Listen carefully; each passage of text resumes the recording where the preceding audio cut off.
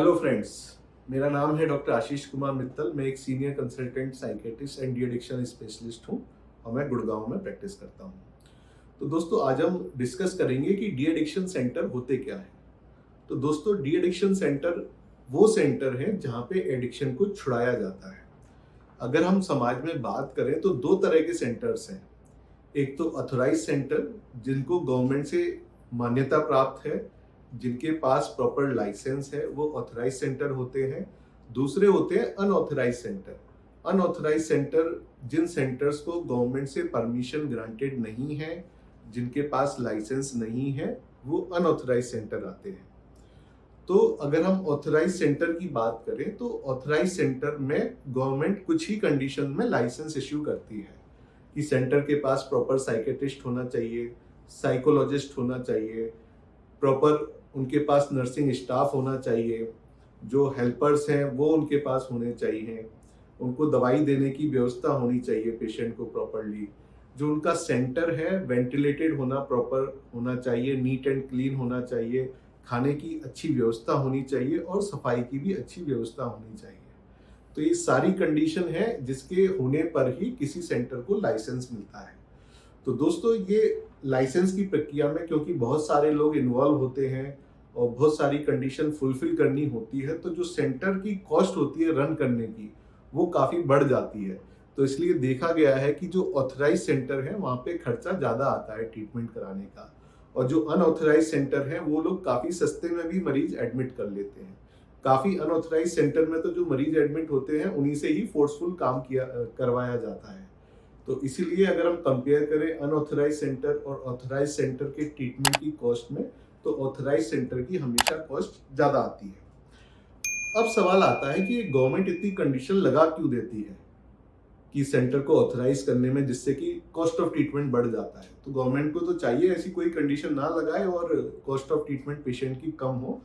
तो हर चीज की अपनी अलग इंपॉर्टेंस है। अगर हम बात करें कि ऑथराइज सेंटर में साइकेट्रिस्ट होना चाहिए, तो साइकेट्रिस्ट जरूरी है एडिक्शन को असेस करने में कि पेशेंट को क्या एडिक्शन है, वो कितनी मात्रा में सब्सटेंस ले रहा है और उसका क्या ट्रीटमेंट होना चाहिए। बहुत से सब्सटेंस ऐसे होते हैं जिनके विड्रॉल वेरी सीवियर होते हैं, बहुत सीवियर विड्रॉल होता है जिनमें, जैसे कि पेशेंट को अगर प्रॉपर ट्रीटमेंट ना मिले अल्कोहल विड्रॉल में, तो उसको सीजर आ सकते हैं, पेशेंट की जान भी जा सकती है। अगर हम ओपियोइड कंपाउंड की बात करें तो पेशेंट को जो विड्रॉल होते हैं बहुत ही सीवियर होते हैं, उसमें बोन ब्रेकिंग पेन होता है, नींद अफेक्ट हो जाती है, काफ़ी बार पेशेंट वायलेंट भी हो जाते हैं। तो ऐसी कंडीशन में साइकेट्रिस्ट का होना और प्रॉपर इलाज मिलना पेशेंट का बहुत ज़रूरी है। दूसरी जो शर्त गवर्नमेंट लगाती है वो लगाती है साइकोलॉजिस्ट की। अब साइकोलॉजिस्ट की जरूरत क्यों है डी एडिक्शन में?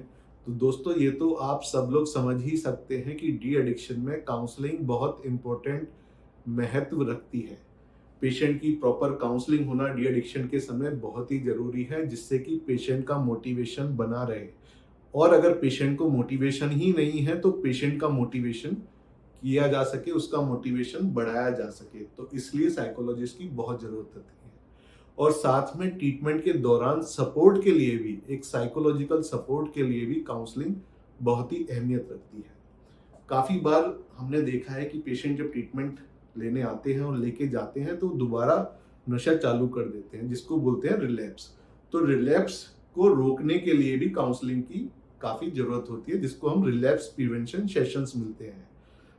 और इसके अलावा काफ़ी लोगों को सीबीटी की ज़रूरत होती है। जिन लोगों में एंजाइटी डिप्रेशन के सिम्टम है, उसमें साइकेट्रिस्ट मेडिसिन से इलाज करते हैं और साइकोलॉजिस्ट काउंसलिंग से इलाज करते हैं डी एडिक्शन के ट्रीटमेंट के साथ साथ। तो इसलिए अच्छे काउंसलर का होना डी एडिक्शन सेंटर में काफ़ी ज़रूरी है। अब तीसरी जो नेसेसिटी है वो है नर्सिंग स्टाफ प्रॉपर ट्रेंड, क्योंकि डी एडिक्शन में काफ़ी दवाइयों का भी रोल है। तो इसलिए कोई ट्रेंड आदमी ही पर्सन को दवाई एडमिनिस्टर करना चाहिए। तो इसलिए नर्सिंग स्टाफ जरूरी है। पेशेंट का बीपी पल्स प्रॉपर मॉनिटर होना चाहिए, इनटेक आउटपुट, यूरिन आउटपुट कैसा पेशेंट का आ रहा है, ये मॉनिटरिंग की जरूरत होती है। तो इसलिए गवर्नमेंट कहती है कि प्रॉपर नर्सिंग स्टाफ होना चाहिए। गवर्नमेंट कहती है कि de-addiction centre proper neat clean ventilated होने चाहिए, अच्छे रूम होने चाहिए। तो क्यों होने चाहिए? अगर पेशेंट को ऐसी फैसिलिटी नहीं मिलेगी तो पेशेंट सेंटर में क्यों रुकेगा? पेशेंट सेंटर में रुकें और ये डी एडिक्शन की जर्नी उनकी बहुत कंफर्टेबल हो सके, तो इसलिए गवर्नमेंट कहती है कि neat and clean and ventilated room होने चाहिए डी एडिक्शन सेंटर के।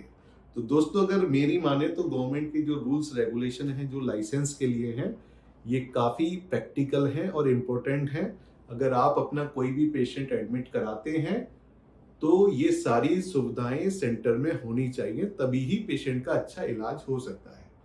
काफ़ी मैंने देखा है कि लोग ऐसे सेंटर में पेशेंट को एडमिट करा देते हैं जो कि अच्छे नहीं है, एस्थेटिक नहीं है, और पेशेंट का एक्सपीरियंस काफ़ी खराब होता है जहाँ पे। तो ऐसे सेंटर्स में पेशेंट रिवेंजफुल भी हो जाते हैं, उनको घर वालों के लिए गुस्सा आ जाता है काफ़ी कि एक बार मैं यहाँ से बाहर निकलूंगा तो मैं घर वालों को देख लूंगा, तो वो घर पे जाके हमने देखा है मारपीट भी करते हैं, या वो घर वालों को चैलेंज करके दोबारा एडिक्शन करने लग जाते हैं कि तुमने मुझे एडमिट कैसे करा दिया।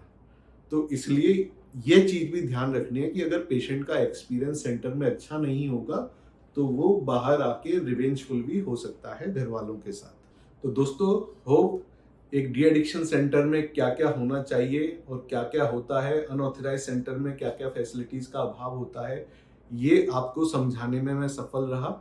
अगर आपको ये वीडियो अच्छा लगा तो प्लीज इसको लाइक करिए। जो अथीना बिहेवियर हेल्थ है, हमारी यहाँ कोशिश है कि हम अच्छी से अच्छी फैसिलिटी डी एडिक्शन के जो मरीज आते हैं वहाँ हम दे सकें। और यहाँ पे ऐसे मेडिकल डायरेक्टर में वर्क करता हूँ, और जो भी ट्रीटमेंट पेशेंट का हो रहा है मैं कोशिश करता हूँ कि उसको हम बेस्ट फैसिलिटी दे सकें, और सारा ट्रीटमेंट मेरे सुपरविजन में होता है। अगर आपकी कोई क्वेरी है, आप किसी एडिक्शन का कोई आपका मरीज है, उसके बारे में, ट्रीटमेंट के बारे में आप कुछ जानना चाहते हैं, तो हमारे दिए हुए नंबर पे व्हाट्सअप करें या कॉल करें, आपको प्रॉपर हम गाइडेंस देंगे। और फिर भी आपकी कोई क्वेरी है तो नीचे कमेंट में लिखिए। धन्यवाद, नमस्कार।